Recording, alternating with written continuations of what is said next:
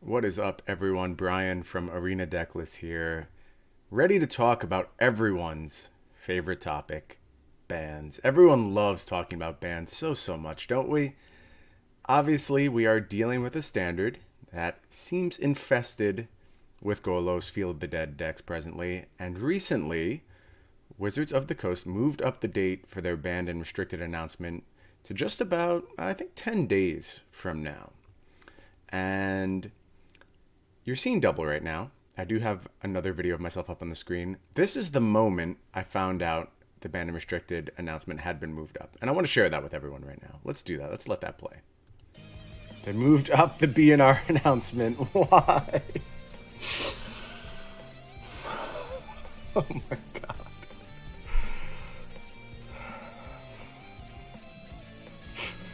Okay. Okay. I'm a little flabbergasted right now. I'll be honest with you. Do I seem a little flummoxed to you? Look at that face of pain that is currently on my ugly mug. And I want to talk a little bit about why. Because you watch that and you think, well, why is Bryan reacting that way? Does he love Field of the Dead? Does he think this format doesn't have any problems? No, that's not what I think whatsoever. I think this format has significant problems. But in my eyes, hold on, I can't talk while I'm looking at my ugly mug. Let's get me out of here. That's enough of me. I don't want to see my face anymore. Be gone. Much better. Okay. The thing I see as a problem is that when there is the ability to move ban windows around, you create an expectation that bans are something that's always on the table. When the format is problematic, it can be addressed through bans. And that in and of itself is fine. I think that's actually a fine approach to take to managing the game.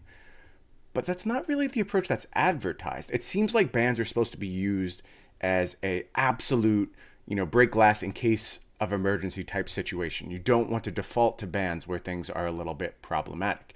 And maybe this extends beyond a little bit problematic. Certainly the play patterns of Field of the Dead feel horrible. And actually managing the games on paper, absolute disaster. There's no question that Field of the Dead is extremely problematic, and I buy that. But there is a cost to consumer confidence that comes with every single banning. And as a content creator, I've often taken the approach of, well, isn't it more reasonable that we try and solve these issues as opposed to saying how problematic they are?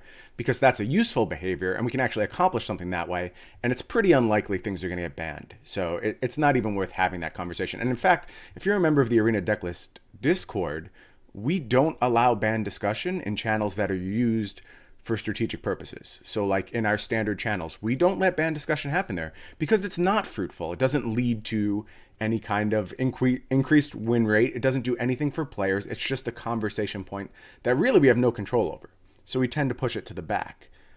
But if banning problematic cards is something that we're going to do on a more regular basis, then as content creators, we almost have this responsibility to speak up and say, this is a problematic format, let's start addressing it. And we've always shied away from that because it felt like doing so was not contemplative enough of the actual goal of Wizards of the Coast. The goal of Wizards of the Coast is to sell magic cards and make money.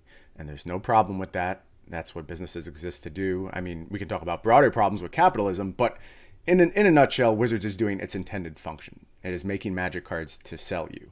And continually banning things from standard very much slights that goal. There are a lot of people who, after they invest in a deck and it gets banned away, say, that's it, I'm done with this game. I don't know how many actually follow through with that threat, but a lot of people say it. And if it is happening regularly, that's bad. I mean, that's not something you want for your flagship product. You want to address these issues. So I think what I really would like to see from Wizards is a clear statement on ban policy going forward. And what I'd honestly like that statement to be is we will be more aggressive with bans going forward. Now, does that build in some fear of obsolescence to your cards? Absolutely. But in a lot of ways, you're embracing that fear every time you buy Magic cards anyway. If you buy a booster pack, there's no guarantee you're getting cards that work for you. Now, granted, that breaks down a little bit when you're buying individual singles. You're buying those with an expectation that I will get to use these for some period of time. But if you say that expectation is dead and gone, then you build in the cost of doing business to the price of those cards. Like if you know they can be banned at any time, I think they probably devalue a little bit on the secondary market. And that's a good thing. I think that makes the game more accessible. I really don't have any problem with that. It might take some time to see that come to fruition, but it makes sense to me that if these cards don't have the same guaranteed utility they once had, they would in fact be cheaper. And what we deal with now is just the Wild West. Anything could happen at any time. And that's the feeling that I think makes consumers super uncomfortable, is that there's no clear path forward. And that's why changing the date of the ban and restriction announcement, it really gives me some pause. It really makes me scratch my head, because you are continuing to create this expectation that bans will happen and they can happen at any time. I mean, this is the same as an emergency banning. And the other problem with making an announcement that the ban and restriction list is moved up, if you really hate Field of the Dead, if you're someone who thinks it's super problematic as far as play patterns go, if you don't like the games of Standard it creates, and that accelerated ban and restricted date comes along and nothing happens, what's the reaction then? What's the outrage? How many people are going to stop playing saying, I'm done with this until Field of the Dead rotates, which is a year away, by the way. I think it basically prices you into action. And if you're gonna move it up like that, just do it. Just ban it on the spot. And I get that there's an MC coming, and you don't want to have an MC in a dead format, but people are thinking about that anyway, and that's going to affect this MC that's coming up, the Arena MC. People just don't believe this format is going to last long term, and you can understand why. An acceleration of the BR date points to exactly that fact. So to sum up my position, I think it's time for Wizards to reevaluate their stance for bans in Standard. I think they should become more commonplace. I think there should be bans and unbans over the course of a season, really shake things up. I think people appreciate those new contexts. The concern is the financial implication. But if you keep doing business this way, then you're already having that problem, and it's being exacerbated by the expectations of people who think they purchased these cards safely.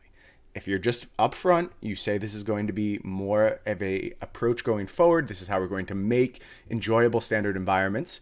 I think we get a lot better Magic to play, and ultimately it may even make the game cheaper for everyone.